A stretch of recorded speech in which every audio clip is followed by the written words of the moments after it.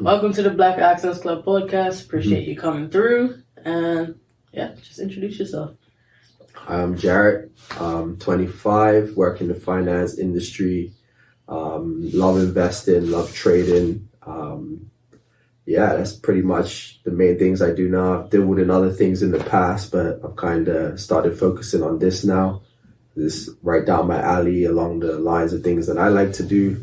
I like the gym. I like to train. I like food. Those are some things that I enjoy. But yeah, I'm definitely on the finance side now, and that's what I'm passionate about. All right.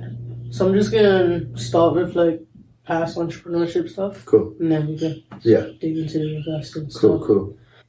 Let's talk about your educational background. Okay. So you started engineering. Yep. And what else? I think you did a master's or something like that, right? Yeah. So I went to Jamaica for 5 years, studied mechanical engineering, and then I did a master's degree in aeronautical engineering at Imperial College in London. So definitely a more technical background. I really enjoyed, or I really liked planes when I was growing up. So anyone that knows me as a kid always knew that I wanted to be a pilot. That's something I was passionate about. But at the time when I was going to university, I didn't have the opportunity to go to flight school. So I kind of made a deal with myself that, hey, I'm going to need a 4-year degree anyway. I like planes, so let me go into something that will probably assist me in understanding the field more. So I ended up picking engineering, and I made a promise to myself that if I went down that path, I would do an aeronautical engineering degree. And so that's what I did, keeping to myself. And I did end up getting my pilot's license down the road. But, you make decisions in life, depending on what direction you want to go. I love flying still. It's something that I do want to get back to, but sometimes things have to take a pause for other things to play out in your life. So that's kind of where I am with that. You're still so young, though. I forgot you're younger than me. Yeah. I definitely forgot that. Because you was always, every time I talk to you, I flew this plane, I flew this plane. Yeah. So, All right. So what would you say was your first business? My first business. The first business I got involved with was J&B's Wood-Fired Pizza. I was there, I would say, near to the beginning when they started. Just before the America's Cup. I was in school at the time, so when I came back over summers, I got involved, helping out with there, learning, the restaurant business to an extent. I learned a lot of things, how to run a business, the different things that are involved with managing people and, just putting things together, keeping customers happy, quality control, all of those valuable lessons that I learned. But that would be the first business that I got involved in. I then had a personal training business. I mean, I still kind of do, but I'm putting that on the back seat for a little while I focus on some other things. I'm certified personal trainer, so I was using that as a means to make some extra income for myself at the time, which is usually why people follow the entrepreneurial journey. Yeah. It paid me very well. I enjoyed it. I loved training, so it was something easy for me to do. Definitely would recommend, if you're passionate about something, find a way to monetize it. But those are the two primary businesses that I got involved in, with some other little things on the side, but I wouldn't necessarily call them businesses. More so just finding opportunities to, make money, finding gaps in the market and all of that. So, yeah. All right. So what was your role within JB Firewood? Okay, so I started off just working there. My mentor, actually, he is the one that founded the company, Timothy Jackson, and he gave me the opportunity to just work there and start to understand the business. And then when I came back from school, circumstances or certain things happened, and I ended up taking up a full-time role in the company as a manager / part owner of the business.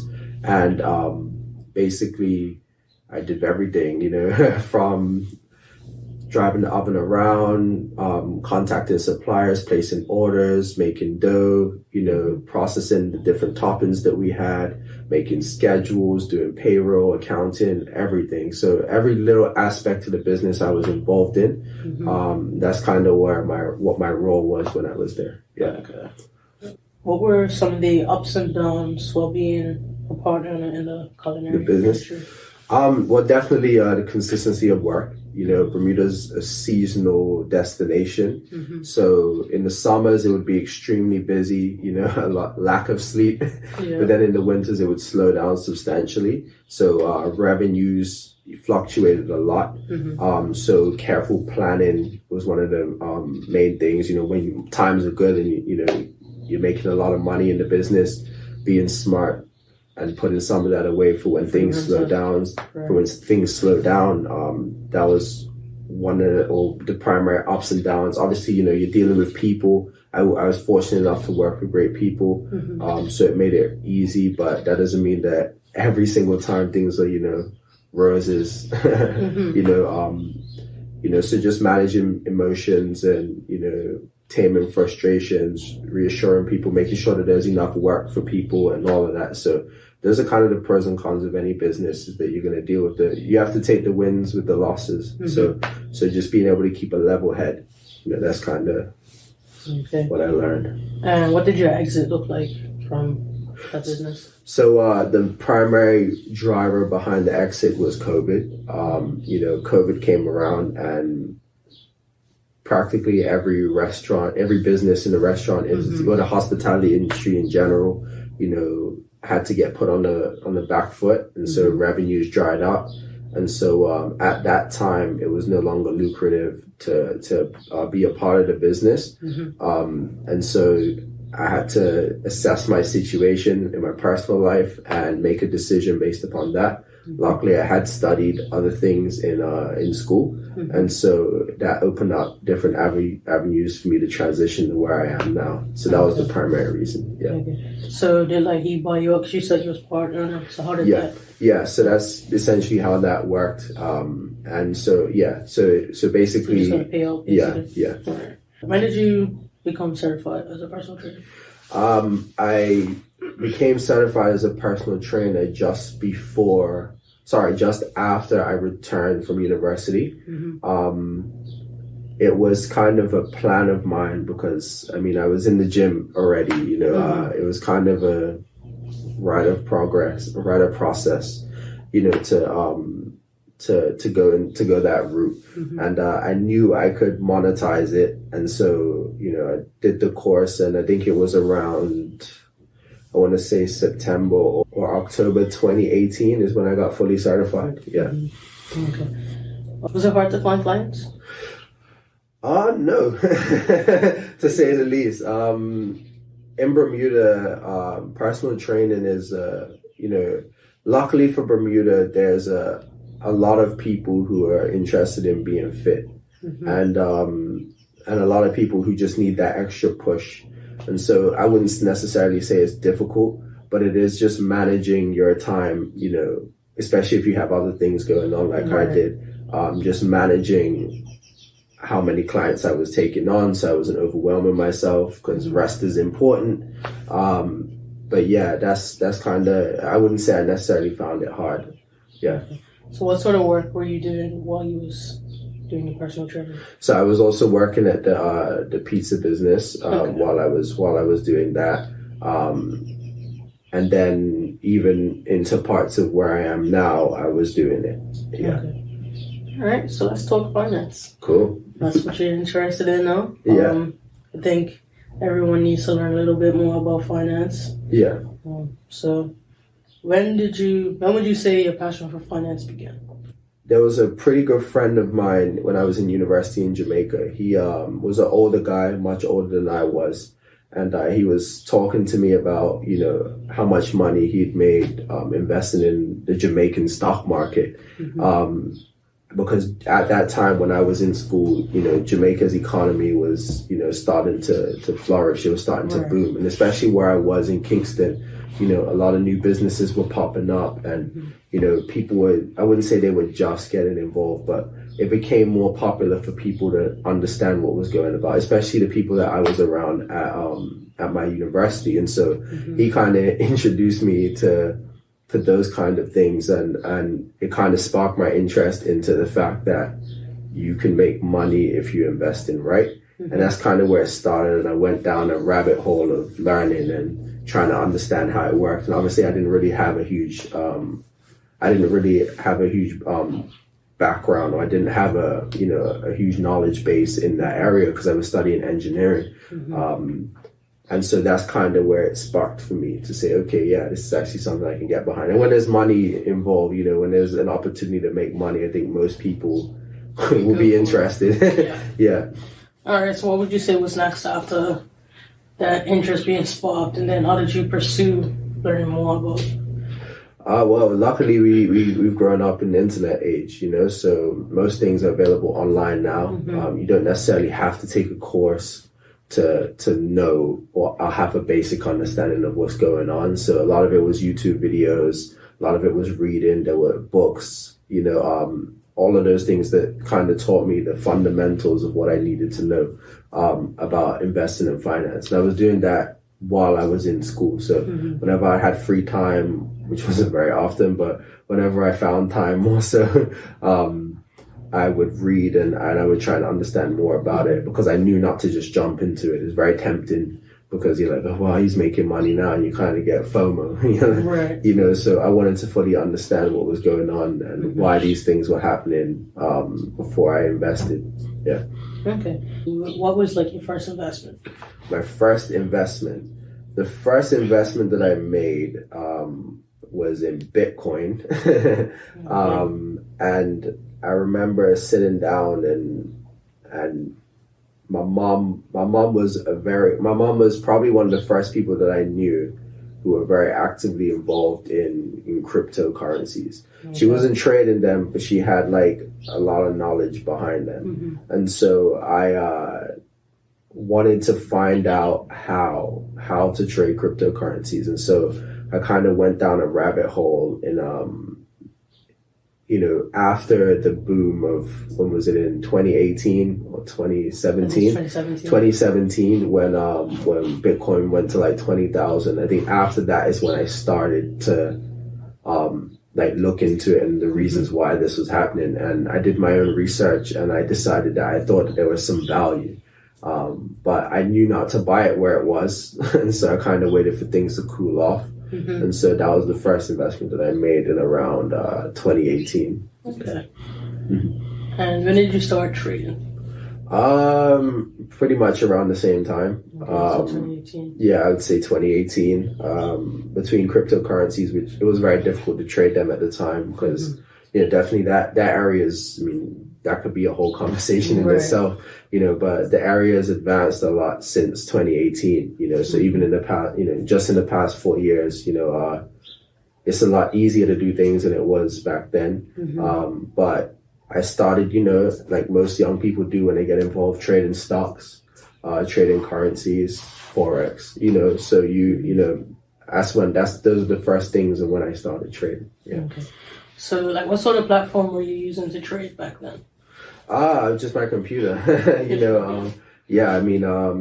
online brokerages, were the ones that I was using. A lot of people would know like MetaTrader 4 and 5, for the currency side of things. Yeah, those are the platforms that I was using to trade. Yeah. So you created a YouTube channel and an Instagram page called Financial Progression. Yes. What was the reasoning behind creating that page? Platform, I should say. Well, the reasoning behind creating that was in order to kind of get my thoughts out there, especially with all the downtime during COVID. I decided that it was something that I was passionate about and that I knew, I didn't know a lot about it, but I wanted to learn a lot about it. And I kind of wanted to taste the waters, and I didn't have much else to do as much people did during COVID because not a lot was going on. And so I decided to launch the platform just to get my thoughts out there and put my reasoning out there and get feedback. And kind of as like a motivational tool as well. Haven't been very active on it as of recently, as a lot's changed since then. Right. But that was the reasoning behind that. Okay. So why you stopped posting? Life. With most things, you prioritize things, in life. And so I made specific priorities or certain priorities at the time. You know, YouTube is great. You know, I love the platform because you can get so many different opinions. You know, you can get so much different information on there on basically anything that you're interested in. So it's a brilliant platform, but it's very hard to break into, you know, and it takes a lot of consistency and dedication and time. A lot of people underestimate, they think I'm going to blow up overnight, and it doesn't work like that. You know, it takes months, years, you know, in a lot of cases in order to, you know, fully reap the rewards of, you know, being an influencer online. And you gotta have substance and content, you know, in order to do that, you know. So I knew it was something that I could dedicate the time to do. However, at that point in time, I had things more important going on in my personal life, and I knew that it wasn't going anywhere. And it would be more of a service for me to further educate myself so that I could bring more value anyway. So it was kind of a, you know, an easy decision to make, to put it down for a while, and, you know, further advance myself in that field, in the field of finance. Okay. So have you done any courses or anything around finance? 100%. 100%. So the first thing, now with my place of employment now, I'm doing the CFA, Chartered Financial Analyst. I don't want to call it a certificate designation, which is 3 exams. I wrote the first one last month, and I'll find out the results of that in a month's time. But if you want to understand finance to a large degree, or to a greater degree than you do now, I would highly recommend it. Because even just through doing the first level, the material for the first level, I've learned so much that I didn't know. You know, just in those 3 to 6 months alone, I doubled my knowledge base just to understand the jargon they use in industry, just to understand what you're doing. Because unfortunately, you know, out there in a lot of people will find, or there's a lot of people online who claim to know what they're talking about, and they don't. You know, and so they spread a lot of misinformation, and based upon, you know, what they consider to be facts and their expertise. And you should always question someone's knowledge base, especially if you're going to be taking their advice. And so I thought it was in my best interest to, you know, if I want to be as good as, you know, some of the top investment professionals in the world, you know, I have to see what they know, and I have to venture over to that side. So you were doing trading on your own for a period of time, and now you're working for an asset company. Yeah. How has that transition been for you? It's been good, but you realize what you don't know when you're around people who know a lot. And so coming from more of a retail side, when you're investing your own money, you know, $1,000, couple $1,000, whatever you want to call it, to, you know, a company that invests billions, you realize things are different, and it opens up your eyes to the reality of how you know, big asset managers do things in order to generate the returns that they do. And you realize that a lot of it is long-term investing, not short-term, which is what most retail investors and traders look for. And so it just opens up your eyes to what you don't know.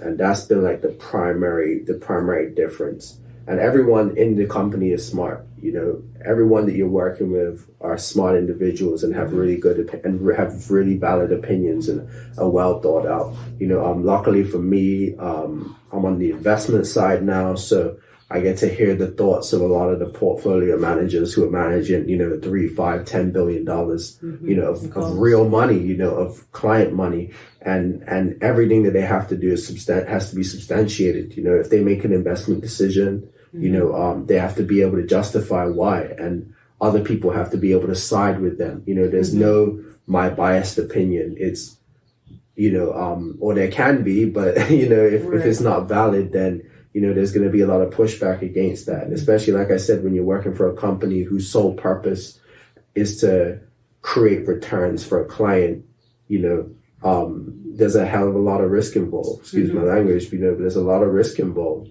So the only way you reach or you get to a point like that is by being very good at what you do, And so it's just opened up my eyes to the difference between a lot of people who are doing this for fun or think that they're going to get rich quick or think that they're going to, just become miraculously great at investing and doing things overnight to, hey, look, we're only looking for, if we can beat the market by 5%, we're happy, and that'll make the company tons of money. And, that's kind of the main thing is scalability, not like, it's not doubling your account in a week. It's scaling the amount of capital that you're investing with that creates those returns. 5% of $10,000, is what, $500. 5% of $1 billion is 50 million. So if you look at it like that, rather than trying to turn $10,000 into $1 million, then it kind of then it really makes you think or reassess what your goals should be. It should be getting better at investing, and then maybe one day you'll be trusted with more money to invest because you've proven your ability to be consistent. So that's definitely the biggest takeaway I have had since working on the investment or working in the investment industry. So my primary role in the company, I started off on the operations side. So I still am kind of part of the operations side. Been with the company for almost 18 months now. So I was more so on the accounting settlement side. My official job title was a fund operations analyst. So I got to see a lot of the back end things going on after trades were placed, settlement cycles, right? Like if I buy a stock today, that doesn't mean that the money is going to be taken out of my account today. You have settlements T+2, trade date or, +2. So in 2 days is when I'll see the effects of buying that stock. Or same thing if I sold a stock or if I bought a currency and sold a currency. You learn the different investment instruments. It's not just buying and short selling and things like that. You have derivative products like options and forward contracts and futures. All of these terms that get thrown around a lot in the retail space. With not much context behind their purpose or how to even use them in a safe manner.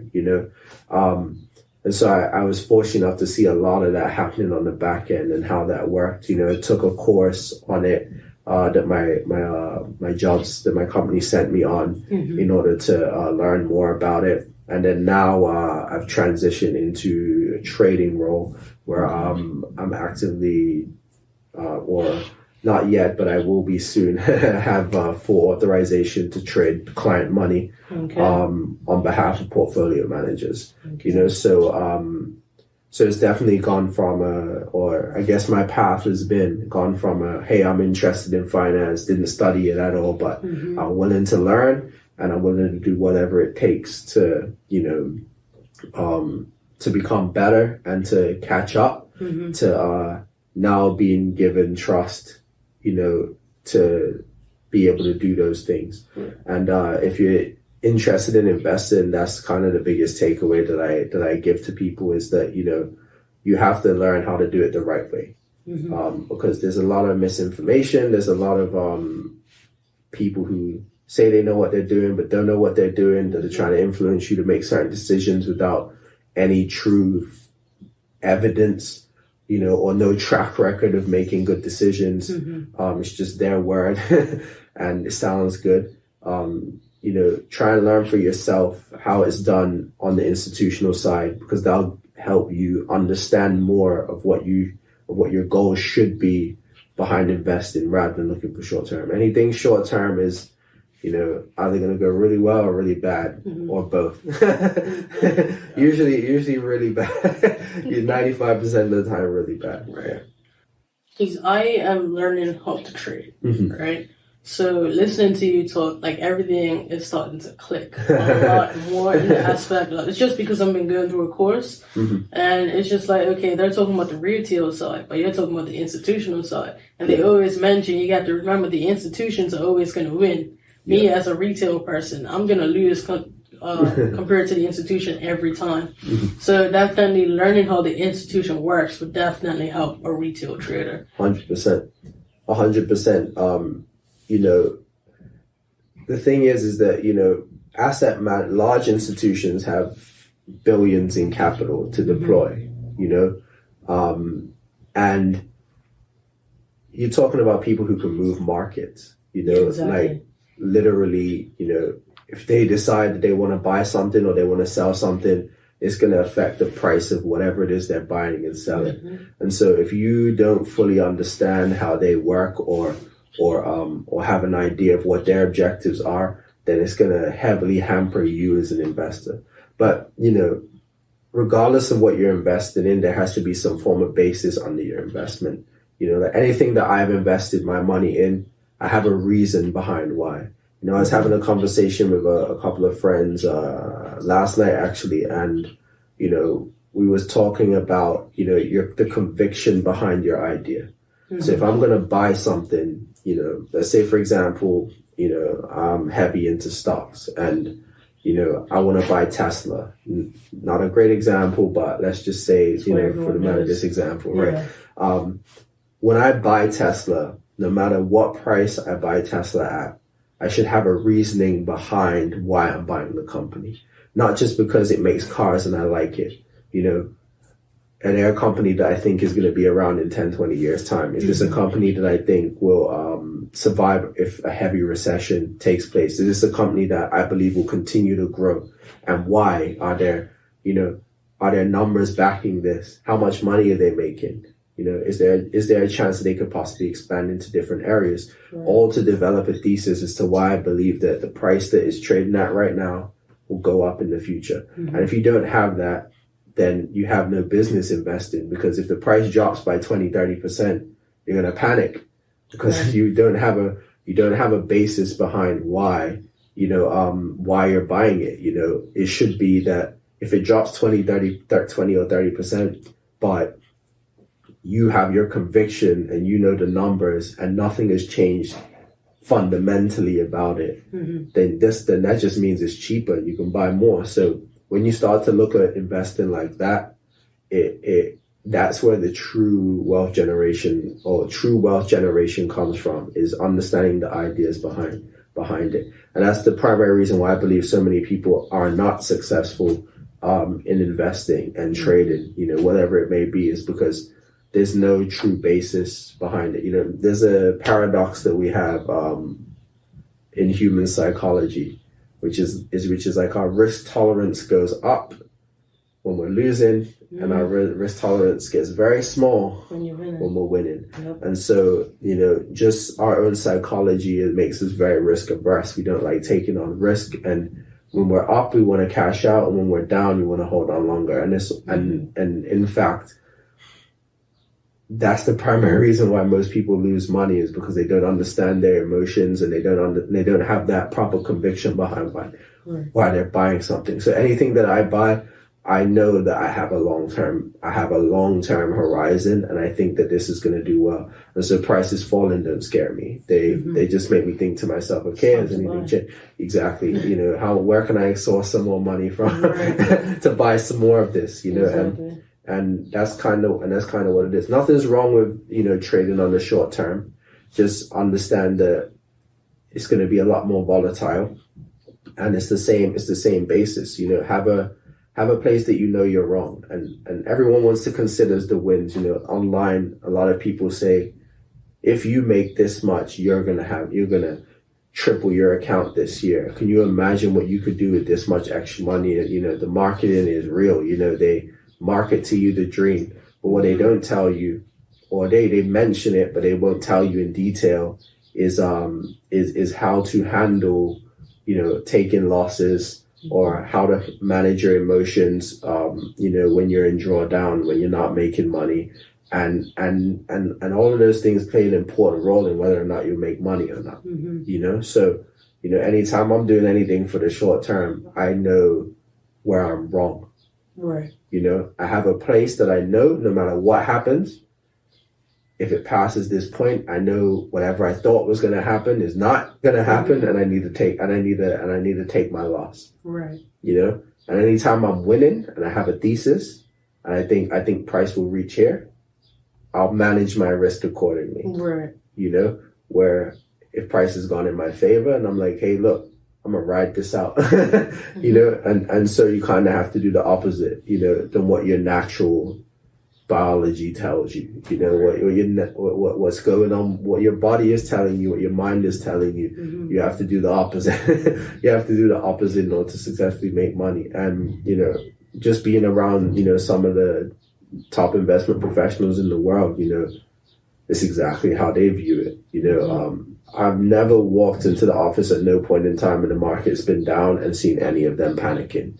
Right. You know, and they're not even managing their own money. And they're managing, you know, more money than a lot of people can imagine. And right.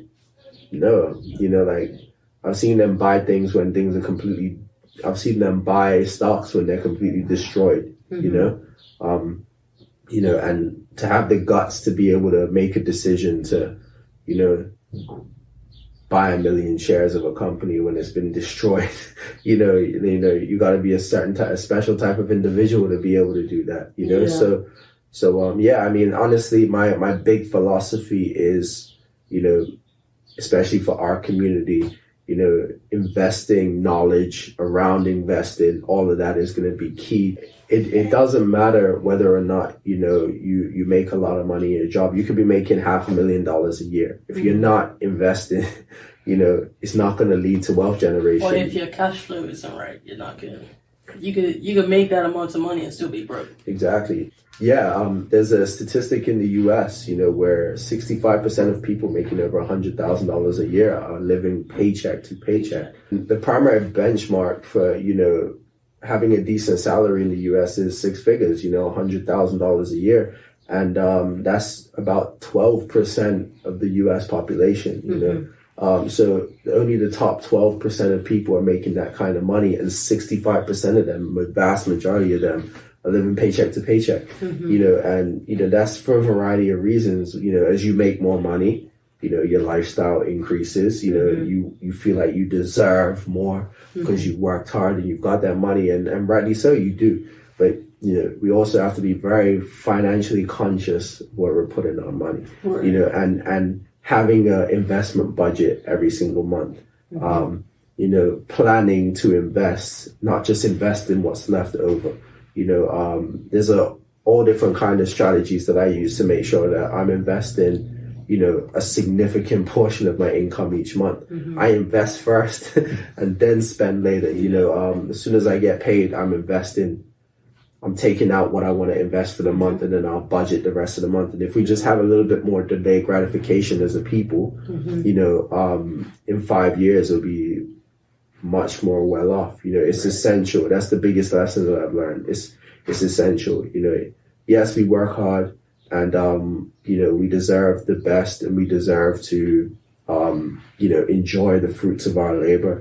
But we also have to plan ahead, especially if you know, plan to be well off in the future. You know, and it's that kind of discipline that is needed. And that's kind of where my philosophy lies, you know, regarding saving. And, you know, before you can even invest, you have to have money to invest. And if you're not being smart with your money, then, you don't even have to learn the investing part, because you won't have any money to invest. And so I just wanted to, you know, quote those two statistics, because, you know, I'm a numbers-based guy. You know, I like looking at the data and what's actually going on in the world, you know, to substantiate my points. And yeah, what's going on is scary, you know. So if I have any advice for anyone watching, you know, plan to invest. You know, don't plan to spend, plan to invest every single month.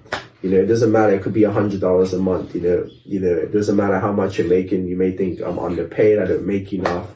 You know, there's something that you're buying, there's something that you're doing that you don't need, that you could be using that money elsewhere. And you'll be surprised to see, just consistently investing every single month, how far it will I take can definitely attest to that. Because I want to say, I started investing, I want to say in 2018, I just went and bought some stocks from Bermuda Stock Exchange. Yeah.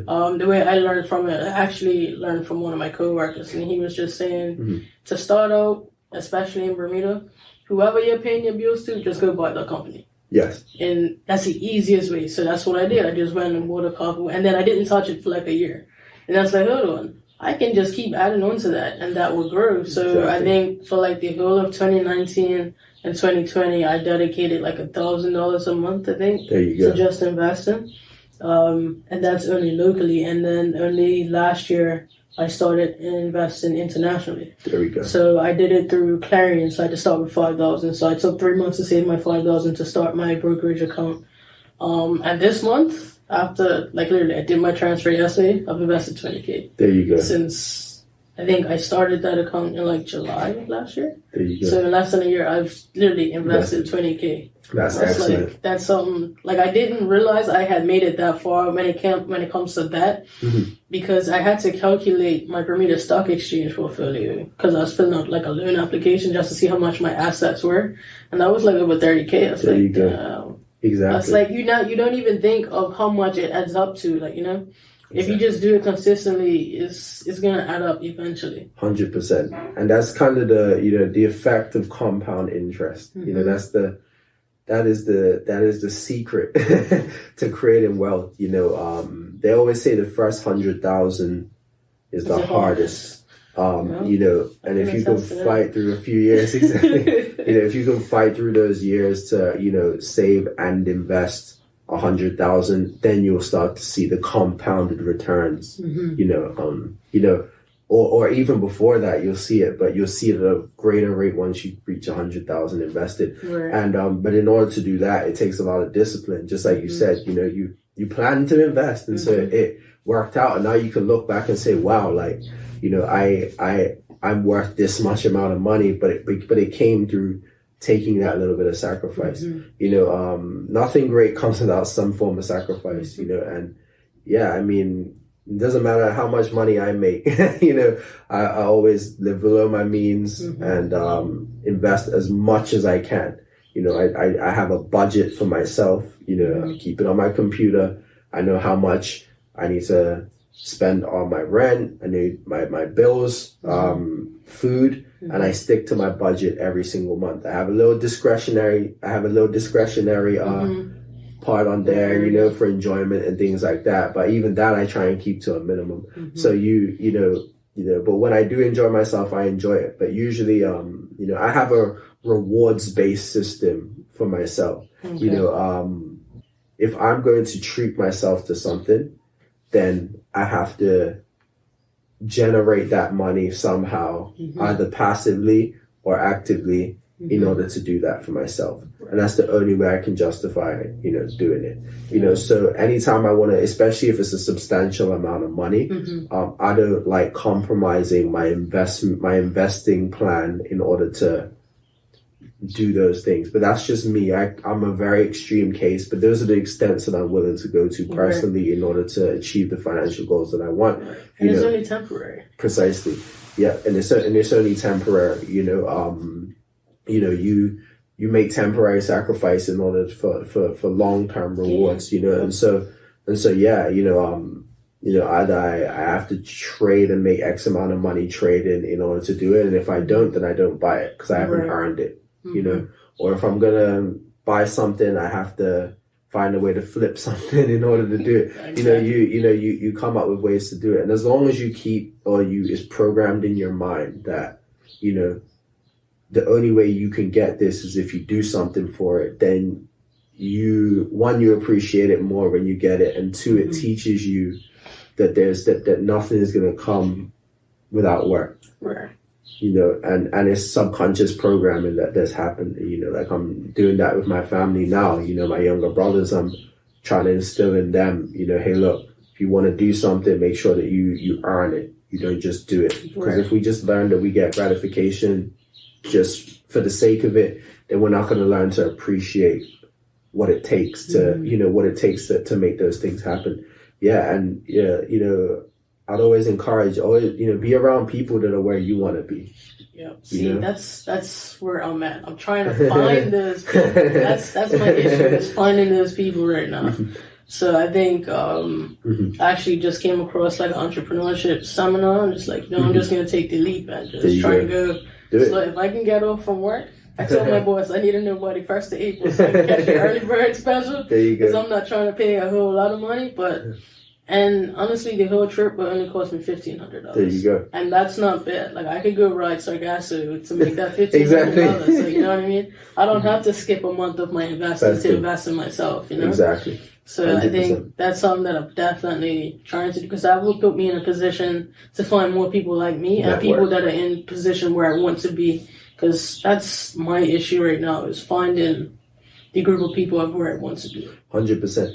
A lot of it is, or one of the big things that I learned is, and it's exactly that, what you're saying. You have to put yourself in front of these people, when you're making that journey, regardless of what it may be, if you want to be a lawyer, you have to put yourself in front of lawyers in order to advance, and to learn, because that's the only way you're going to learn and see where you need improvements. We always have to be self-critical. Any wise person once told me that the moment you stop learning is when things start to go downhill. There's always something new to learn, and the only way to keep learning and keep honing your craft is to study, yes, but also be around people who are a couple years ahead of you.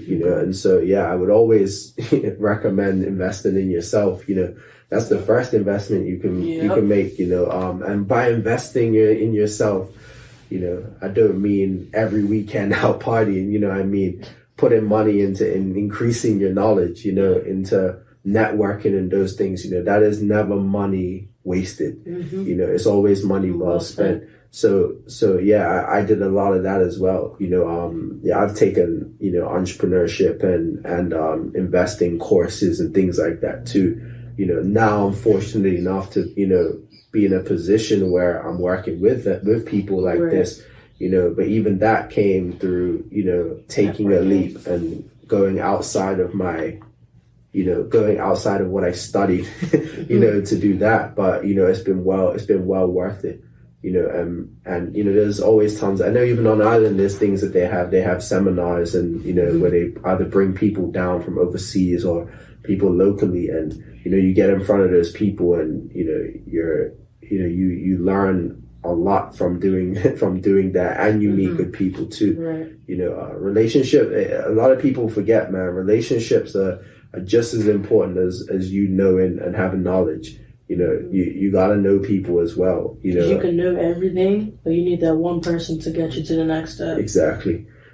To push you across the line or help you get there, and attitude is a big thing. If people know you're serious and they know that you really want to learn, they'll give you opportunities. If you show that, hey, look, I'm willing to do what everyone's not willing to do to make this thing work or to learn this, people will take bets on you. There's a lot of good people out there. We always talk about the negativity that's going on, but there are a lot of good people, but they're also looking for good people, so, that's kind of, my biggest philosophy, on those kind of things that I've also had to learn.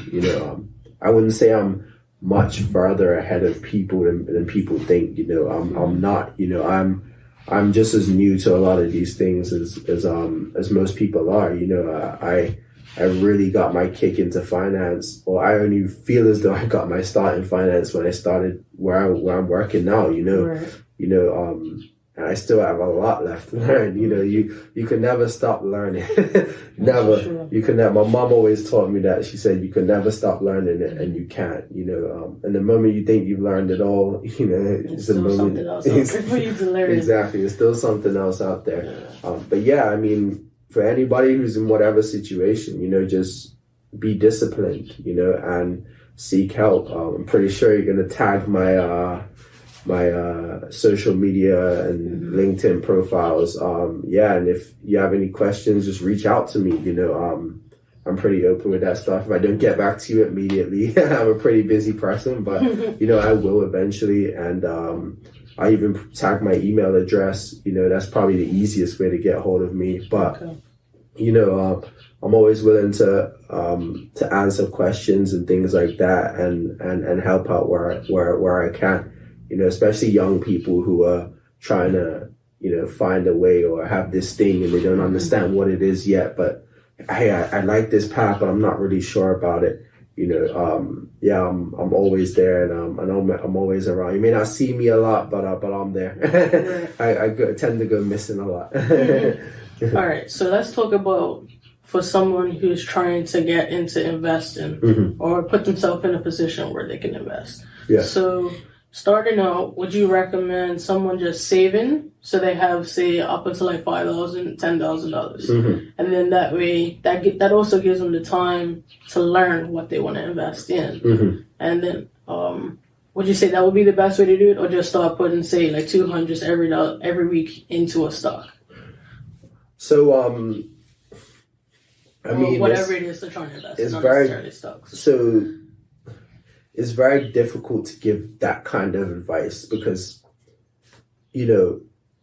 everyone's circumstances are different. And people will have different varying levels of money to invest. Some people have debt that they need to pay off, and so everyone's investing profile is different.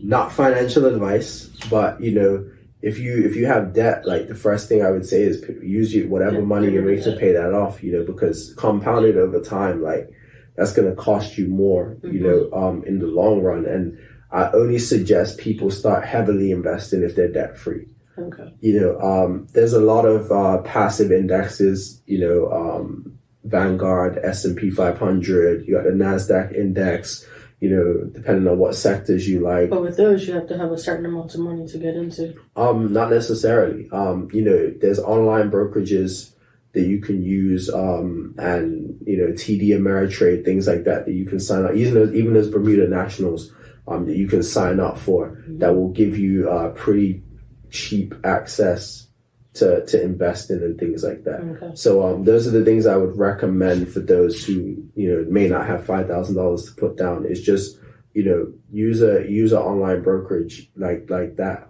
It may take a bit of time to sign up for or to get registered. I feel like but it's worth it. That's what makes people like, nah, forget about it, because of the sign up process. It's so lengthy. Like it's lengthy, and it's like, oh, you need this. It's like a lot of back and forth. Like fun. You have to see that as a positive thing, because at the end of the day, you're handing over your money to these people. Any due diligence that's being done, by a firm that is going to be investing your money, you should hope that they have all of those safeguards in place, because at the end of the day, we don't know what could happen in the future. You want to know that you're protected and that they have the relevant information on you. So it's not a bad thing.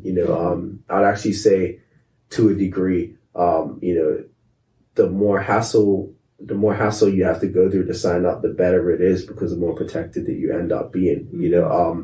So it's not a bad thing, and I wouldn't let that deter anyone. But yeah, I mean, like I said, it doesn't have to be a lot of money. You can do it. Obviously we have options here on island through the banks. I know Clarion, as you was mentioning earlier, and Butterfield does it. Butterfield has it, and HSBC has it. Right. So like all the banks here definitely have the options. One's a little more costly than the other. I think Clarion, especially when it comes to international. Yeah, it's more costly overseas. Than the other. I think that I know Clarion has like this new product, I Invest. I've heard about it. So, because I use the iTrade, right? Because they didn't have the I Invest. So the difference is the iTrade is you do everything on your own. Right. The I Invest is you give them the money, give them your money, and they'll do it for you. For you, right. So that's the difference, which is nice, because I feel like that's probably where a lot of people will probably gravitate towards, because they don't want to do the research towards it. 100%. So it's like, okay, here's my money, just do it for me. Yeah. But I don't know what the starting balance is for that. Right. So that was my issue when I was trying to get into investing. It was like, I was looking at the different firms like LOM. I can't remember the other one. But LOM was one that was like, okay, let me try and do this. And like, oh no, we can't give you advice. You have to have an account with us. Right. I'm just like, so for me, it's like, it was a lot of pushback. It's just like, I'm trying to learn, but no one wants to help me because I don't have 20K or 25K to just get to hand over to you. Like, 100%. Yeah, it is. It is a thing, minimum balances. But like I said, there's play online, man. Like usually there's a lot less investment requirements when you're using overseas platforms. I know it's not the pro local company thing to say, but if you're someone who doesn't have who has $1,500 or $1,000 to invest, you need to and you want to have exposure. That's the place to start. And then as time goes on and you make more money then, but at least you won't miss out on that initial part. Right. So that would be my recommendation, my heavy recommendation for that. And if you don't and don't invest in anything you don't understand, don't. There's a lot of I've seen it happen so many times, just lack of knowledge in an area. You see something going up and you don't want to miss out, and because it's so easy to buy and sell things that these days, the internet's revolutionized all of that. You got a lot of people making, very on the spot investment decisions, and then they end up getting wrecked, So if you don't understand it, you hear someone on social media promoting it, don't do it. Don't do it. They're the only ones that are making money over it at that point. There you go. Yeah. And so exactly, you got to make wise decisions behind things that you understand. If that's anything you take away from my investment talk, if you don't understand it, don't invest. You wouldn't buy a car that you knew nothing about. So don't. You have at least a little bit of knowledge. Exactly. You don't just buy a car because it looks nice. You buy a car because it has practical, because it meets what you feel as though are your requirements for a vehicle. It should be the same thing with any investment products that you buy, or investment decisions that you make. Understand them. I know crypto is the major thing, but a lot of people don't understand it. They're trying to get involved in it without the understanding. And don't get me wrong, I'm a heavy crypto advocate. A lot of people know me to be very into crypto and very bullish on cryptocurrencies, but I have a lot of evidence-based research that I've done, and investment research that I've done, and crunched numbers myself and done all of that in order to understand why I believe. And I could be completely wrong, but my conviction is that's what I believe is going to happen, and I've exposed myself to a degree to that. And the regulation is going to be a big part of things to come in the future in that space, because there's a lot of people, making bad investments. You got NFTs now that didn't exist when I got involved when I started getting involved in crypto, and people don't understand what NFTs are, but there's, I'm on Instagram and I'm seeing people say, hey, I made this amount of money trading NFTs, that's very vague, and it doesn't mean that you're going to have the same success if you do it. And especially if you don't understand NFTs and, why is this appreciating in price? What is the basis behind it? So I know not everyone has the time to, do the research and, learn stuff, but if you don't, then leave it to people who do, and put your money in an investment fund with people who do know what they're doing in regards to that, and if ever at some point you learn enough to understand to be able to invest your money, then at that point take the leap. We're in a pretty peculiar times now, so a lot of what's gone on has blown my mind over the past couple of years, trust me. Yeah. So do you invest locally? In local companies? Yeah. I do not invest in local companies. The primary reason why I don't invest in local companies is because there's not a lot of data out there on local companies, and I'm a scalability well, I shouldn't say there's not a lot of data, but there's not a lot of scalability options of local companies.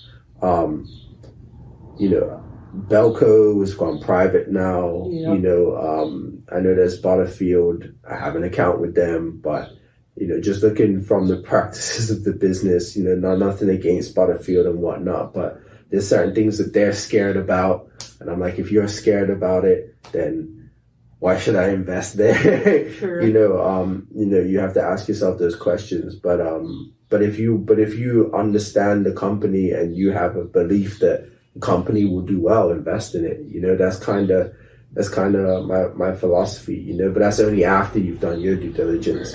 You know, I feel like that's where I'm lacking. Definitely on the background of the companies and different things like that. Like, yeah, I could say I've invested this amount of money, but what can I tell you about the company? Yeah. I can't tell you too much. Like, you know, we got to change that. Yes, definitely. But a big reason. So you know, in the investment world, a huge reason why, or there's a lot of investors who will buy a company because of dividend yield. Right. You know, how much am I getting relative to how much the stock is worth in dividends every year? And, and if you're in a solid company that may not have huge price appreciation, they're not a massive growth company like Facebook, which is now Meta, you know, Tesla, you know, but they're paying you a pretty decent dividend every single year, then that's a pretty good reason to own a stock.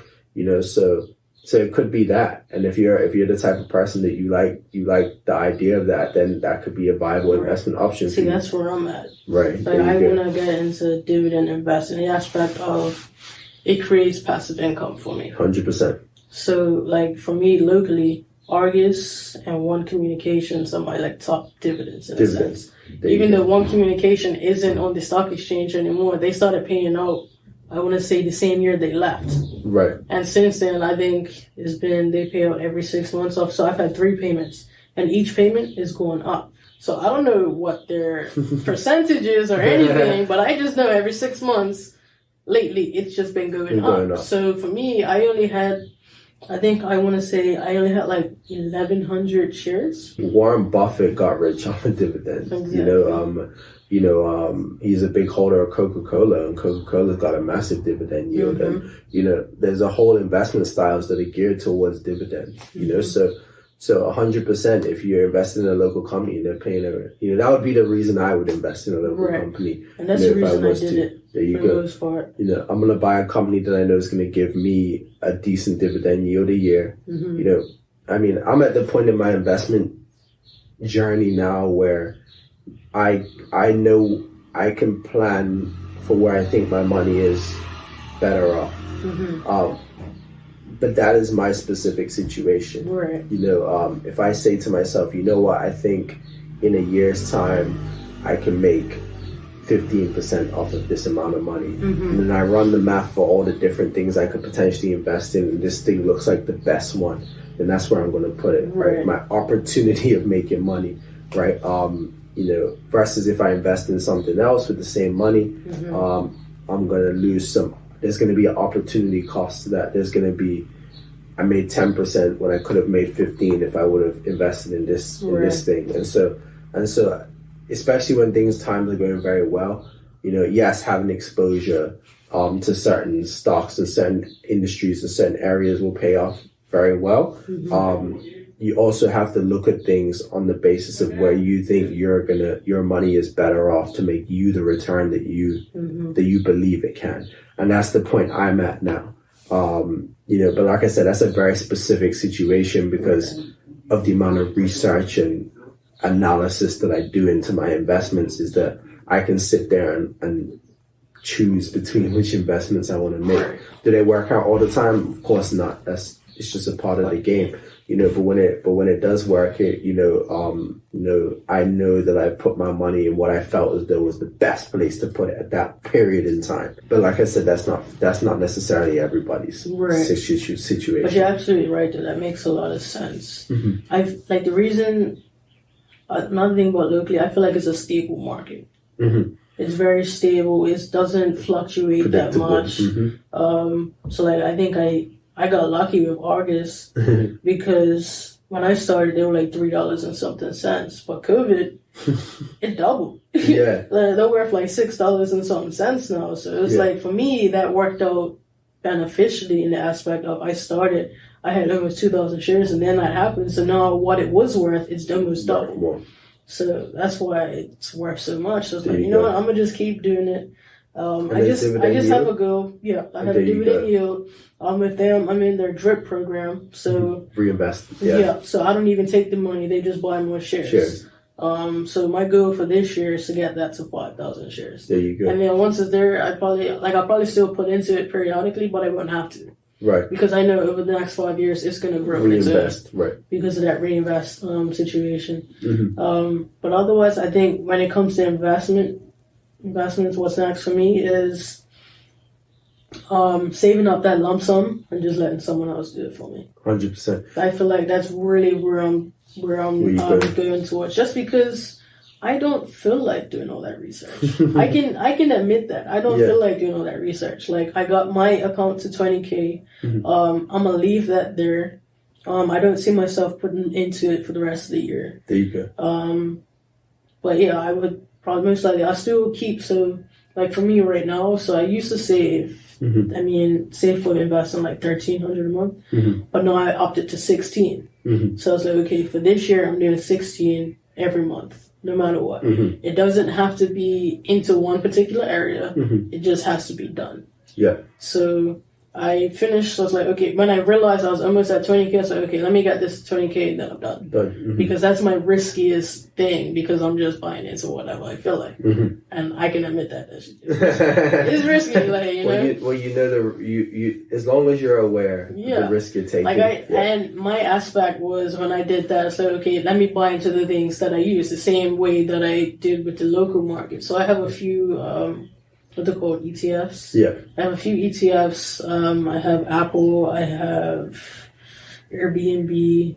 I have 2 oil companies that actually worked out. Definitely. I think that worked out. It's definitely a risky portfolio in the aspect. It's not, like when you do your pie chart, it's more risk than it is. And I understand that now. So that's why I'm just like, you know what, let me not put any more of my money into it. Let me get into a position. Yeah, let me diversify in the aspect. Hey, let me do more of the stable market, which is my local market. Let me get that particular account to 5,000 because I already have another company to 5,000. It's like, this is the one that's more expensive now because the price went up. Right. I probably would have been there if the price didn't move, but I'm not complaining that the price moved. You know, and then.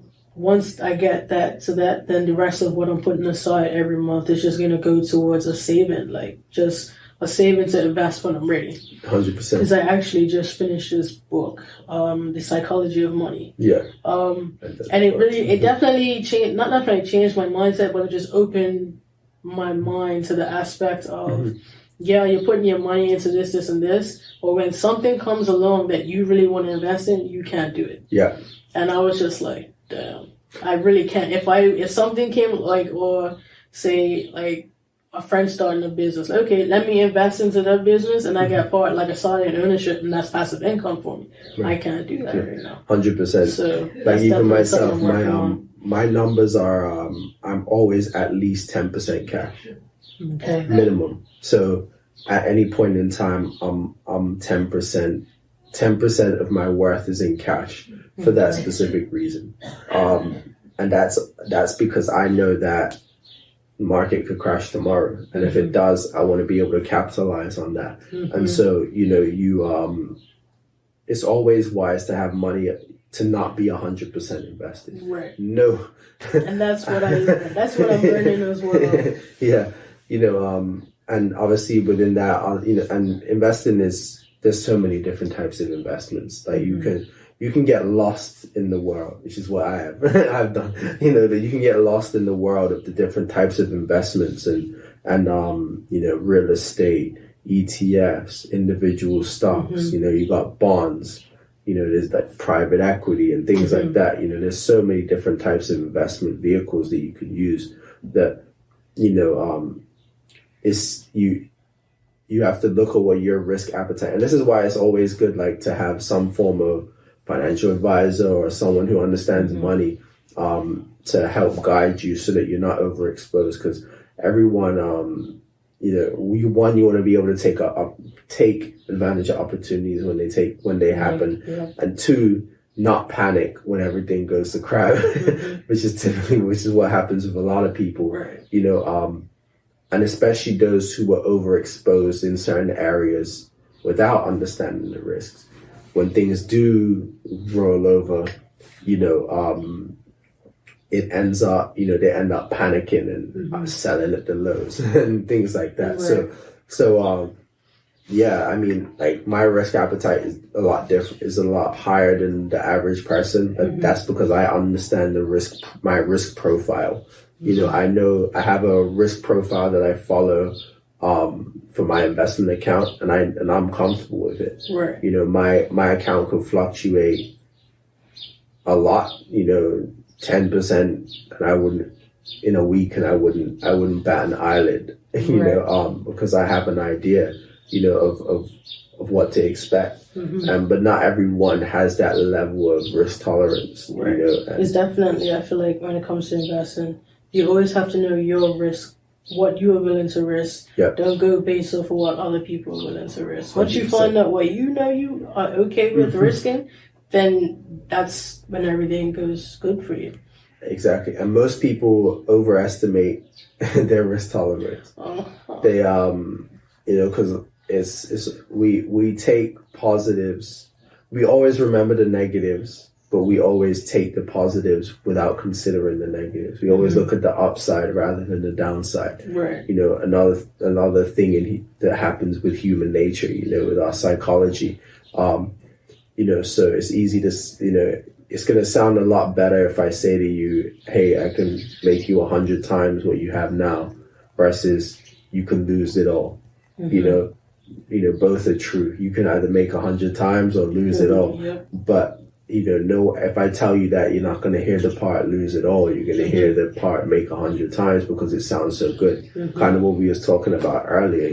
With the higher the reward, the more likely you are to take the risk. But that also means that the likelihood of you making 100x is getting smaller, by the minute. And so risk appetite is a heck of a thing. A lot of people overestimate their risk appetite, especially when times are good. Especially when times are good is when you see people taking more risk and are less afraid of risk.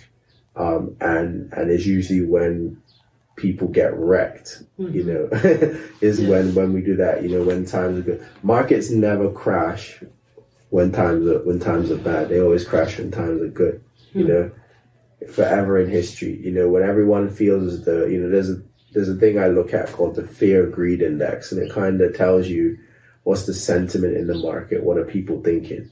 And in every single recession, every single stock market crash, the fear and greed index has been on the absolute greed side, which means that everyone is like super bullish, nothing can go wrong. Right. And that's every single time there's been a crash has been when people have been super greedy and when they think the market can't go down.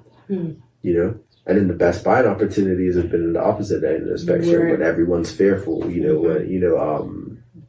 There's a book called The Intelligent Investor by Benjamin Graham, that talks a lot about that. And, definitely a must read if you want to get into investing. But yeah, it talks about that, when people are fearful of the times when you can make the most amount of money. And if you have cash on the sidelines, then you can take advantage. But also when things are super good, you can't up your risk appetite because things are super good. Right. You got to keep to your risk profile. Actually, I do the opposite. When things are really good, I'm like, time for me to start getting out. If everybody is sounding too good, if everyone thinks nothing can go wrong, that means that's time for me to start selling.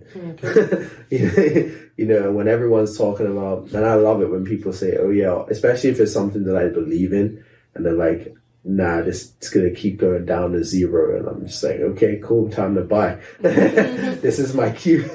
Yeah. This is my cue. You know, I love time, as bad as it is for the economy. I love times when there's chaos and panic. Like when Bitcoin dropped 50%, I loved it. I loved it. More, didn't you? Of course.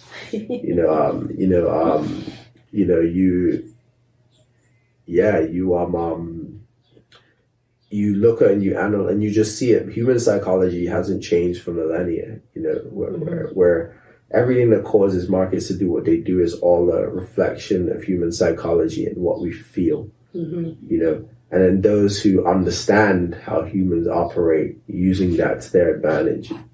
You know, that's all it is. You know, you understand that the average person is going to have certain emotions which are going to lead them to do certain things, and you know, the smart people who understand it, the smart money, they're gonna look at it another way. And like you said, the people with the money will always win.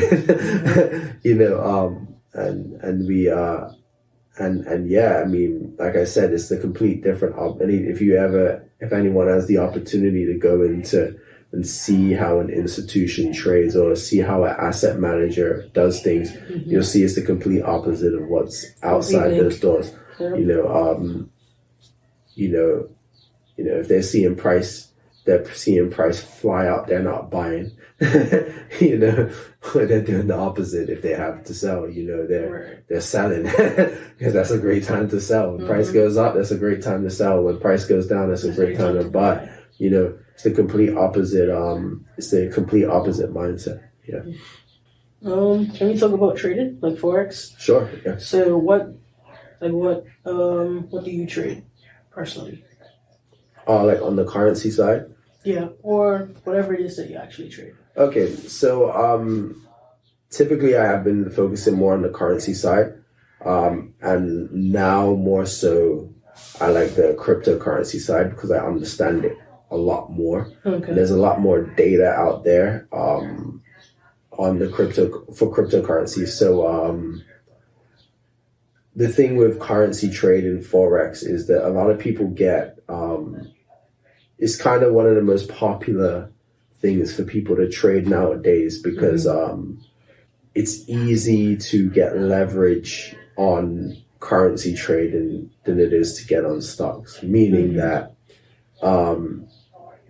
people are able to risk more money on that. You know, I see brokerages putting out 100x leverage, 500x leverage. That's ridiculous. That's insane. And leverage can make or break. Exactly. It can be very good or extremely terrible. You know, and so I don't trade currencies as much as I did.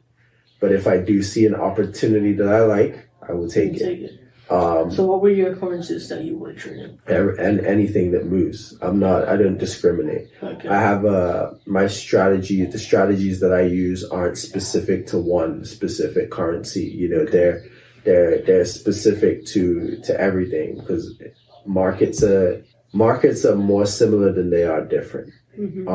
Yes, we have correlation and things like that between currencies, between markets and all of that. And when you have a basic understanding of risk sentiment and where money flows during times of risk, you know, like for example, like something I could talk about recently, you know, the crisis that's going on in Ukraine right now put heavy pressure on oil prices, you know. And if you understand that like nations like Canada and nations like Australia and New Zealand are heavy oil producers, then you know that their currencies will typically get stronger in times of strong oil. And so you can develop a bias based upon that. So that opens up, you know, tons of currencies that I could potentially trade, right? So, okay, yeah, if I think the Canadian dollar is going to get stronger, then I can basically just buy on it, long every Canadian pair, you know.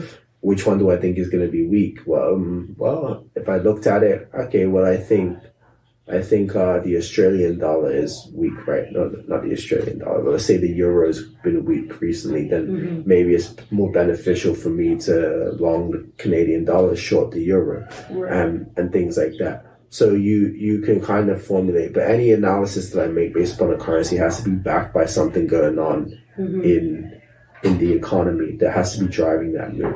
Because, you know, currencies are very, especially like your G7 currencies, you know, that's the euro, the pound, the yen, the pound, the euro, pound, yen, Aussie dollar, Canadian dollar, New Zealand dollar, and I'm missing one. It'll come to me later. But any one of those currencies that end up being traded are going to be very liquid, meaning that there's going to be a lot of money in those, which means that the spreads are super tight, and which means that the volatility is not going to be as high in those currencies. Right. And so there has to be something massive that happens on a macroeconomic scale in order to cause a large shift in those types of currencies. And so whenever I'm trading something like, you know, a currency, I'm not trading it for a day. I'm trading it over a week or a period of weeks or a month, you know, because I know that the moves aren't there, that the big moves that people are looking for aren't going to be there unless there's a catalyst driving it. So the best times to trade are usually when there's something crazy going on, you know. So COVID was like really good. As bad as the situation is in Ukraine, you know, that was a huge catalyst for major moves in currencies these days, you know. And so whenever you have those drivers behind an idea, you know, you take advantage of those opportunities. And, you know, and luckily it's been pretty lucrative for me recently. Right. You know, as bad as the situations that are going on, it's opened up money-making opportunities, you know. So if I see them, I take them. And that's kind of my philosophy behind currencies. Cryptocurrencies, the reason why I like trading them is because you have on-chain data, which I use. So I have a third-party provider that I pay a subscription to every single month that provides me with quite a bit of data regarding what's going on to cryptocurrency flow. So Bitcoin is the easiest one to talk about. Like Bitcoin, you know, it'll tell me how many people are in profit, what's the average buy price for the week, how many people are losing money, how many people who are long-term holders are buying, how many people who are long-term holders are selling, how much retail is in, and, you know, all of this stuff is updated on a daily basis, and you can kind of see the trends and see where the money's flowing, and they always say follow the money, right? So if you see long-term holders buying, that's usually a good buy sign. If you see them selling, that's usually a bad thing. If you see retail is involved, then that's usually a good thing. You know, so you start to develop these trends and understand limitations on the currencies and where they're trading. Is it trading at a discount relative to supply and you know, an inflation rate of coins? And, you know, this may sound all like gibberish, but, you know, needless to say, there's a lot of data-driven analysis done by me before I place a trade in a cryptocurrency. You know, which is why I like it, because the data is readily available. It's a lot more transparent than traditional currencies. You know, you have that same data, or not the same data, but you have some data which lets you know what institutions are doing, because they have to declare that by law. But there's a lag on how they report it. I'm trying to remember what the name of the report is called. I should know what it's called. The non-farm payroll, is it that? No, not non-farm payroll. There's a date. The Chicago Mercantile Exchange, the CME, they release a report every single week. I think they release it on a Friday, but the data has come from the Tuesday. And basically every institution that manages over a certain amount of money, they have to declare their positions in various assets. Okay. So it could be stock market futures, it could be the price of corn, it could be the price of wheat. And they also have currencies. How much euro exposure do they have? Are they long euro? How much euros are they long versus how much short? How much yen they're long versus short? But like I said, it's on a lag. So you get that data on a Friday, and that's happened from Tuesday. Right. So they could have sold all their euros the following day, and you don't know. Right. So you're going based upon late data, versus with this cryptocurrency data, I'm getting it in real time almost, 10-minute lag at the most. So I'm able to see these things happen at a rapid rate in order to make a decision on what I want to do from a trade standpoint. And that's where a lot of people go wrong with trading, is that a lot of it is based upon what they think is going to happen and not what's actually going on. There's always got to be some driving factor to cause a move to happen. There's all different types of, don't get me wrong, technical analysis plays a role, but it's not the only role. It's not the only thing that causes markets to move. Technical analysis can give you indications on when certain moves can happen, but it won't it won't give you an insight into what the overall trend may be, especially on the short term,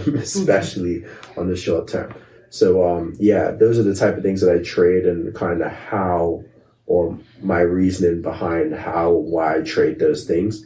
Yeah, and I just like the liquidity in crypto right now. Bitcoin's a great trading instrument, especially if you can get tight spreads. I'm usually, like I said, I'm usually holding these positions for a week or more. Right.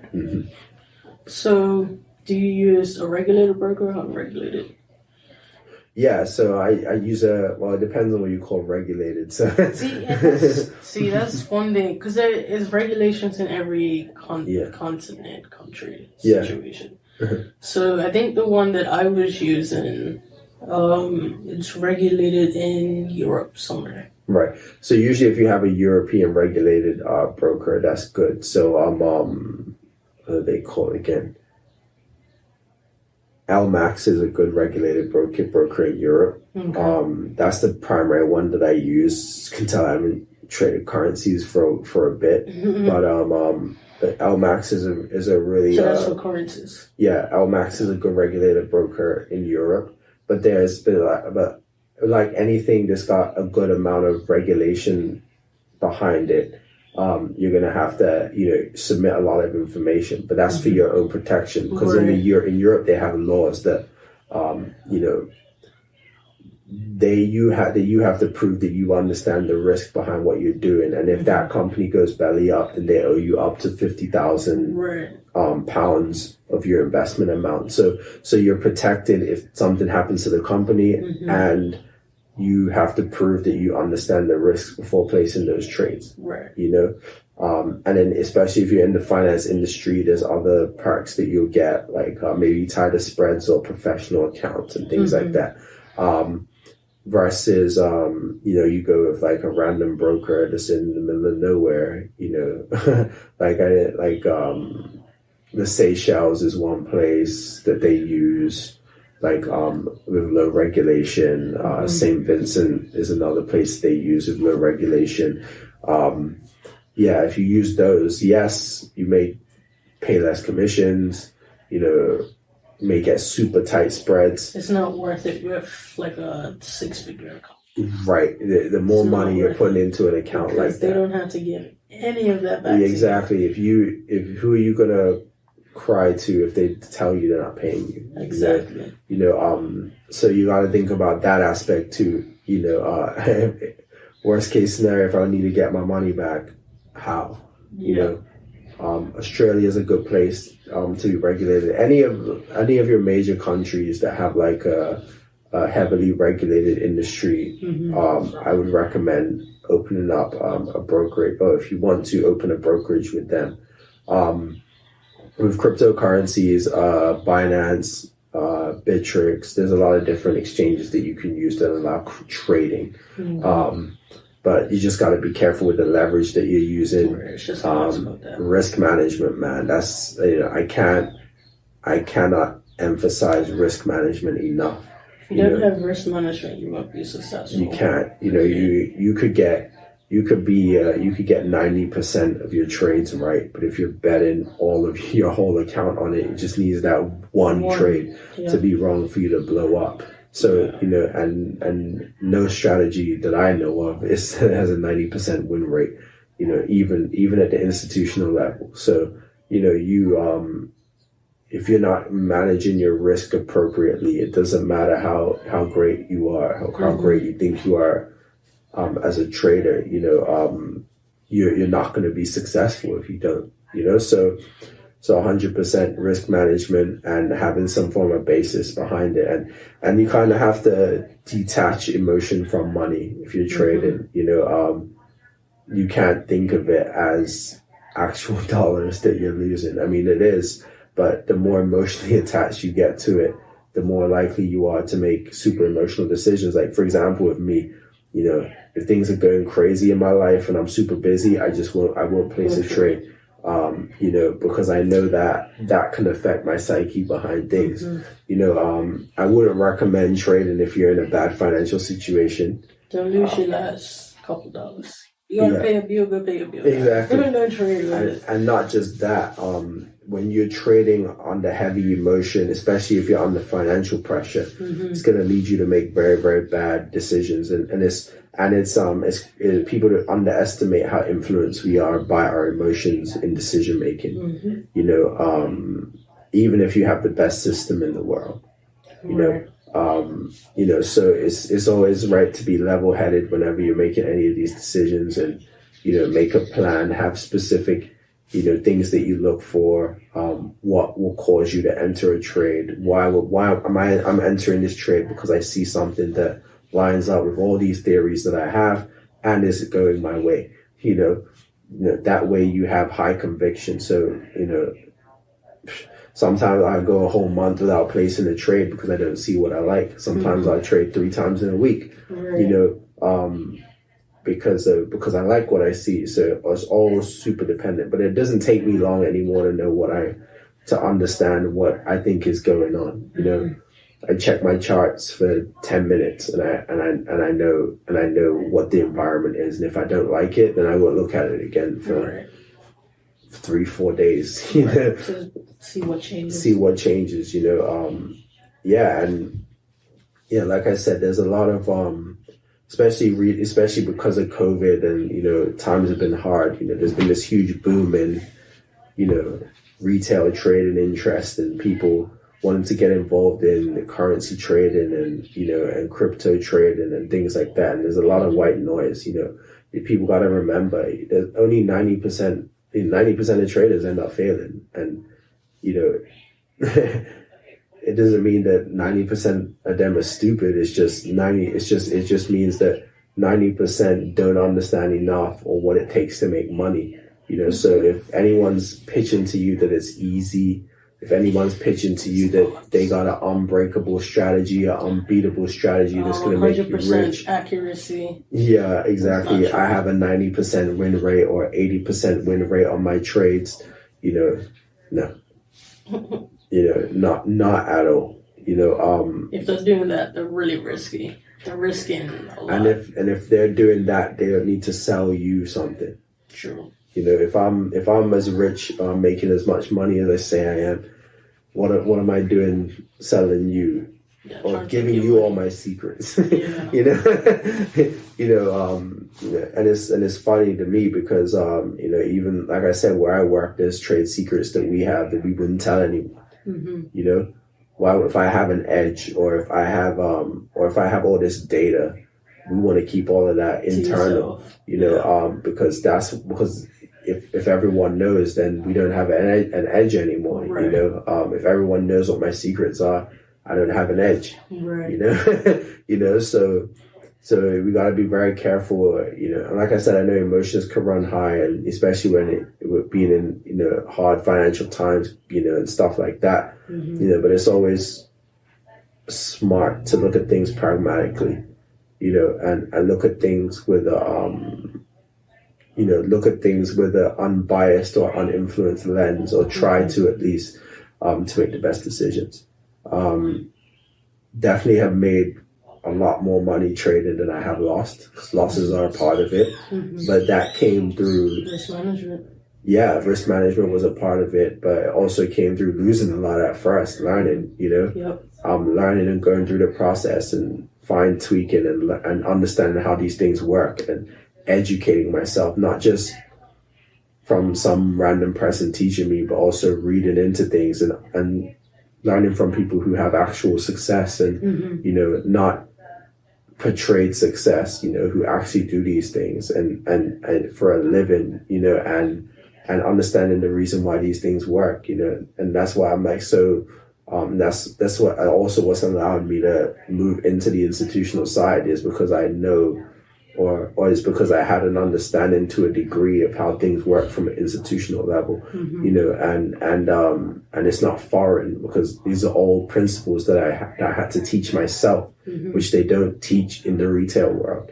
But it is possible to be successful. It's just, you know, you have to dedicate a lot of time, a lot of energy, and you have to be, you know, pretty strong-minded to get through all the rough times that you're going to experience at the beginning. You know, it takes 10,000 hours to master anything, you know, so it's not going to be a 1 week and I'm rich, oh my gosh, it changed my life overnight, or even a year. You know, it's going to take years to fully grasp, you know, a concept or understanding like that. And just because you take a loss doesn't make you a bad trader. It just means it didn't work this time, you know, but if you've managed your risk correctly, it doesn't matter.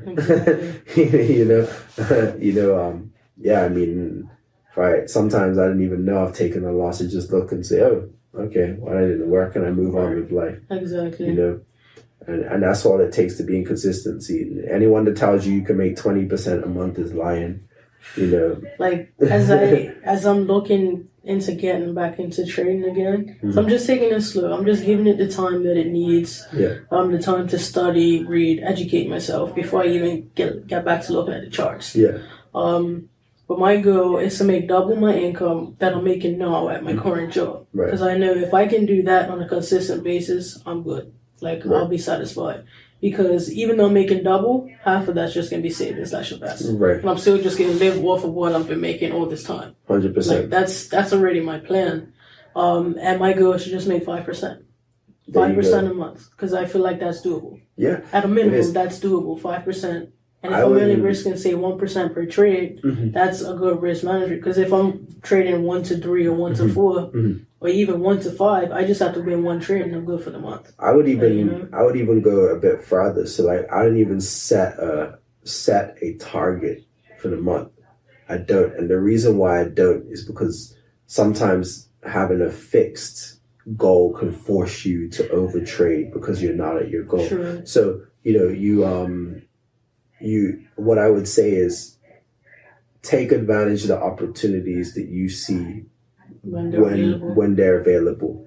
And that will lead you to, you know, there's been months where I've made 20% and I'm like, wow, but that's not every month. Exactly. That wasn't my goal for the month. That was just how that trade idea played out. There's been times where I've not made money that month, or I've made 0.5% that month. So, you know, but it all depends on what is presented to me at that point in time. And if it aligns with what I believe will happen at that particular point in time, you know, and that's where the discipline comes in. So I wouldn't necessarily even say make a fixed, you know, a rigid target every single month, just so that you're not influenced by that target. Because, you know, hey, a week to go and shoot, I've only made 3% this month. I need to get to the 5, and then you lose it. You know. And then that's also the reason why I want it to be double what I make now. So if I go 2 months without making, and I've made it for the past 3 months prior to that, I'm okay. 100%. Like, you know what I mean? So that's why I say 5% in the aspect of I could go a couple months of being break even, and I'll be okay. I would even say like here's the thing, like you it takes very specific individuals to make a living off of trading. Yeah, it won't be my only source of income. For sure. Definitely. You know, but like the vast majority of your income coming from things like the markets is very risky. And unless you've proven to yourself over a 5-year period that is doable, that you can do consistently maybe not every month, but you can analyze a 5-year trading window for yourself and see how you did every month for 5 years. That's 60 months. And you can say, okay, yeah, I can do this. This is the only time I would advise anyone to do that or like have that as their primary source of income.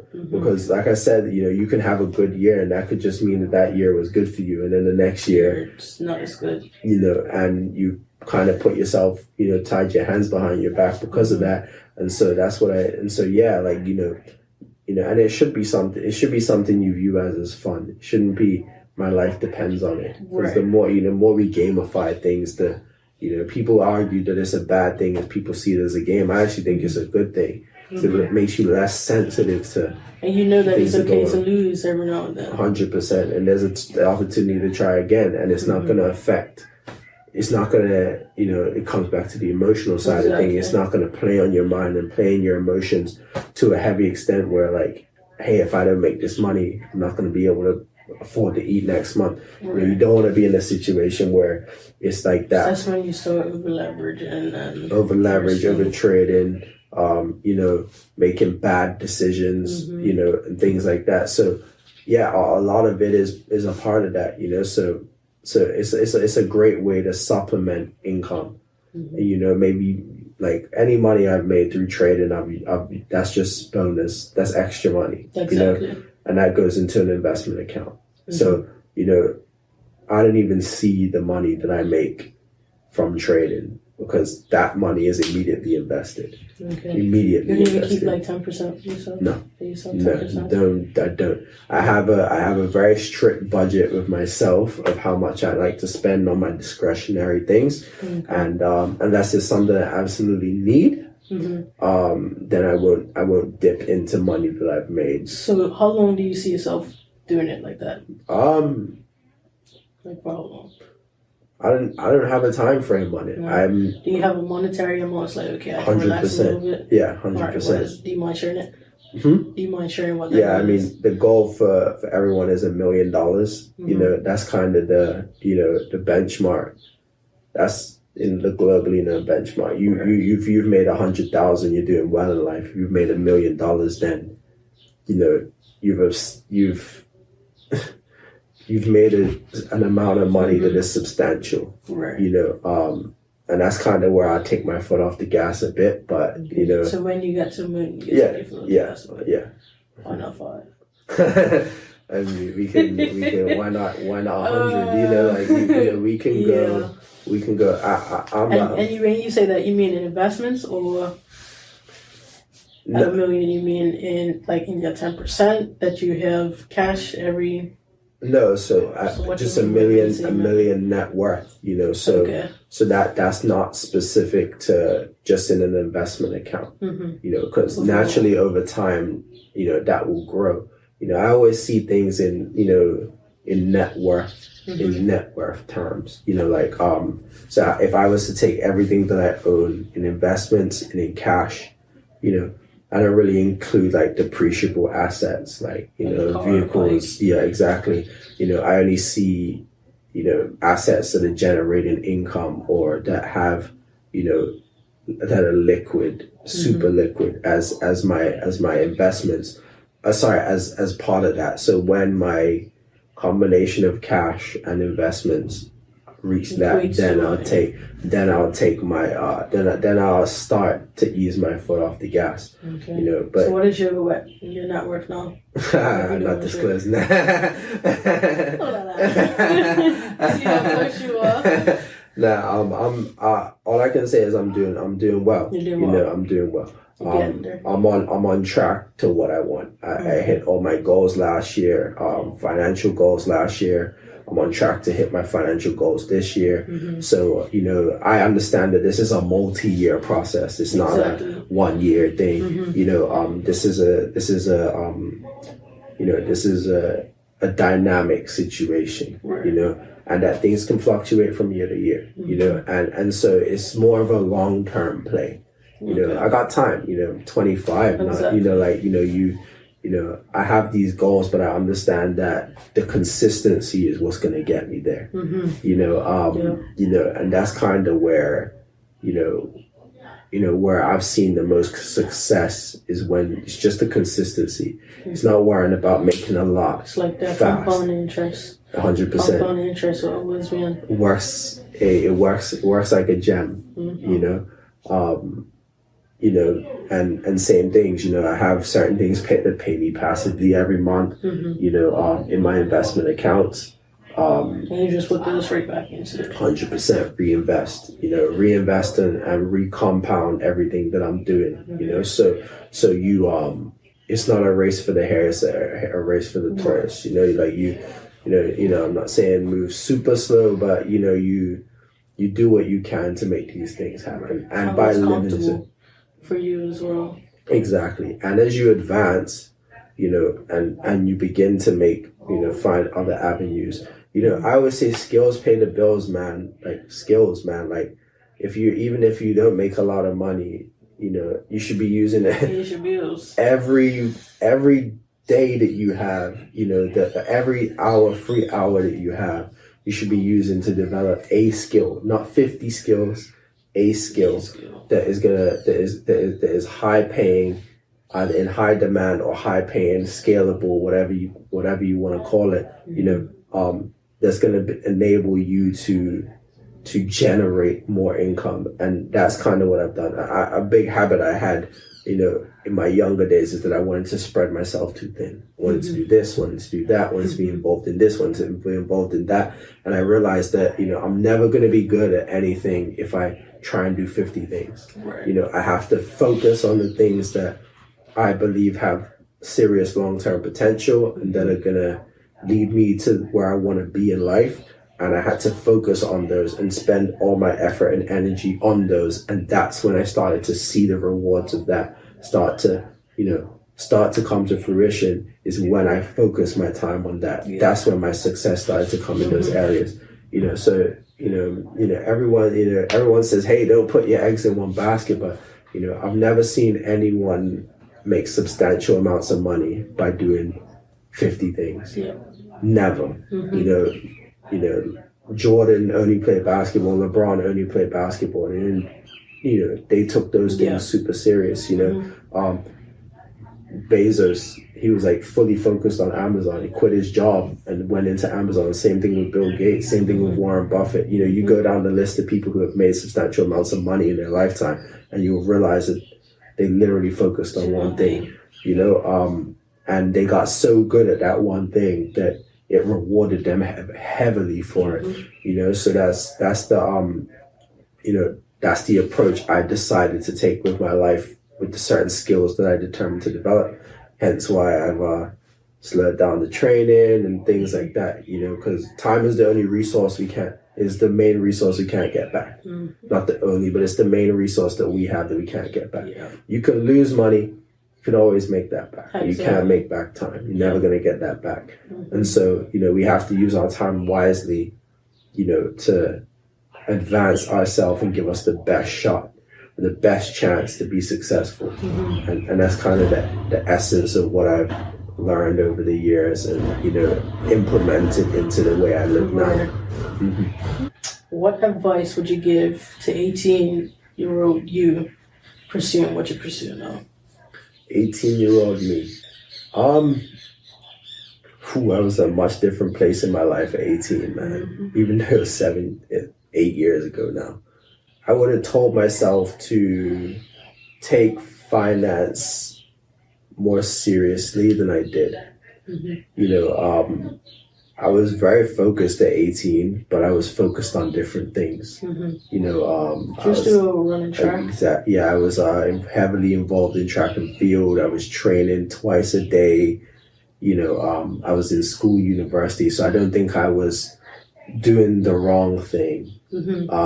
But in hindsight, looking back, I wasn't super focused on, finance and, wealth generation through investing, which I can't blame myself either because I was 18, Right. I was still kind of discovering, even though you're an adult at 18, still a lot you don't know, but that'd probably be the only advice. It's very hard for me it's difficult for me to be hard on my 18-year-old self. Right. What advice would you give our listeners on entrepreneurship, investing, and trading? Whatever you do, pick one thing and be really good at that one thing, and hone all your skills and all your efforts and all your resources and all your energy into developing your skills at that one thing, whether it be a business or whether it be trading or whether it be being good at investing. And don't overestimate yourself and don't underestimate yourself. don't get in above your head, think you know more than you do, and also don't underestimate your abilities to learn and get things done. That would probably be my biggest advice. And budget and save your money. Yeah. What's next for you? Just keep continuing doing what I'm doing. I'm, obviously, I'm a person that thinks a lot and is looking for the next thing. But right now, I have a lot more learning to do, and I'm conscious of that. And so I definitely want to keep on developing my skills so that I can become even better at what I do. And that's what's mainly next for me. Obviously, increasing my income is a big thing. But that comes with the increase in knowledge and all of that stuff. Yeah. So I know how I can get to where I am, where I want to be financially. So it's just about executing that. Yeah. Okay. What would you say to your future self 5 years from now? It's like you're giving your 25-year-old you is giving 30-year-old you advice. I'll probably look back and be proud. Okay. Don't get me wrong. I still think I got a long way to go. But I definitely think 5 years from now, I'll look back and I'll say that I did things the way I was supposed to, and that I set myself up to be where I am then. And I had to go through all of this and do everything that I did to get to where I am now, Yeah. You'll be worth $1 million. Hopefully. And lastly, where do you see yourself? Well, I guess that kind of answers that, because right now you don't have a business. Yeah. So do you see yourself creating a business within the next 5 years? Within the next 5 years? Who knows, man? Who knows? I mean, I'm a person that looks at opportunity, and I assess whether I think it's lucrative, and if there's something lucrative that I think that is worthwhile, then yeah, maybe, but at this point in time, no. So where would you want to see yourself within your career now, 5 years from now? In my career, in the next 5 years, I definitely want to be one of the best traders, not just... And the institutional? Or? Yeah, both. Well, both, but career-wise, for my institution, yeah, for my job, yeah, I definitely want to be one of the top performing traders, not just locally, globally, and I love leadership. If that's a possibility, we'll see. There's no pressure on it, or I'm not putting pressure on myself for any of that. More so with my job, is kind of just working on doing. Usually when we look to where we want to be, we ignore what's going on now. So I'm very much present in the moment and doing what I have to do and proving myself with what I have. Because I know that if I work on what I need to work on now, that will lead to opportunities in the future. It's always good sometimes to, especially work-wise, I take a step back and I say, if I do really good at this, I remember one of my, when I first started the company, the gentleman that hired me, he said, don't think too far ahead, because you'll lose sight of what's going on right now. But anything that you get to do now, knock it out the park, and that will lead to opportunities later. And that sat with me. So I'm very focused now on just anything that I get, anything that I need to do, I do it to the best of my ability, and I do it to a level that can't be ignored. And that will lead me down the path that I know where I eventually would like to be. So that's kind of, yeah. I hope that I explained well enough. Yeah, I think you did. Do you have any questions for me? Yeah, what's next for you? What's next for me? In what area? Like for the podcast or? Podcast, yeah. Podcast, life, financially, yeah. I think we have the same goal, being worth $1 million. There we definitely. go. But right now I'm looking at starting a clothing brand. There we go. I see that like, what's the best way to put it? I'm still trying to figure out exactly what it is that I want to do with it. It started off as just creating merchandise for the Black Excellence Club. Sure. And then as I was doing that, I was like, you know what? I'm buying other people's products to put my logo onto, like to put my designs onto. Why not just create my own blanks? Yeah. Like, you know what I mean? So I want to be a distributor. Okay. It's going to be called the 441 brand. Okay. So I'm going to put Bermuda on the map in that aspect as well. So right now I'm getting ready to launch, starting with hats. That's what's feasible for me right now to start with. So yeah, starting with some hats and going from there. Eventually I want to be competing with like Gildan, Champion, Next Level, things like that. I want to be able to compete in that sort of level when it comes to the blank distribution. When it comes to designs and stuff like that, I see myself working with local Bermudians and giving them a platform to sell their designs. For sure. When it comes to that. When it comes to the Black Excellence Club, I see it as a global enterprise in a sense. Right now I'm starting with a podcast. Eventually I want it to be like a subscription-based system, whereas people can come to learn information and also where people can come to give information to other people as well. Makes sense. Investing, I just need to figure out how it is I want to move forward. And I think right now is letting someone else manage it for me so that I can focus on other things. And trying to trade. To be a profitable trader. Not just trying to trade, to be a profitable trader. So that's an additional source of income and that will help me to give me the freedom to do a lot of things that I want to do that I just can't do right now. I got you. So that makes sense. I like it. Well, those are really good goals. Definitely. And being critical of where you know your level of expertise are. That's a very that's a thing a lot of people aren't able to admit. So that's super good as well. I like it. Right. Any other questions?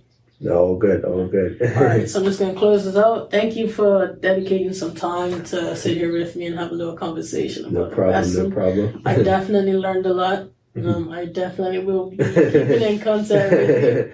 So I feel like I've known you for a while, but we just school and everything. Just but you're definitely in a position where you're like one of the people that I feel like I need to align myself with so I can continue to learn. Thank you. So definitely stay in contact and thank you. I'm still the same guy. I'm still the same Jaret. I always tell everyone, life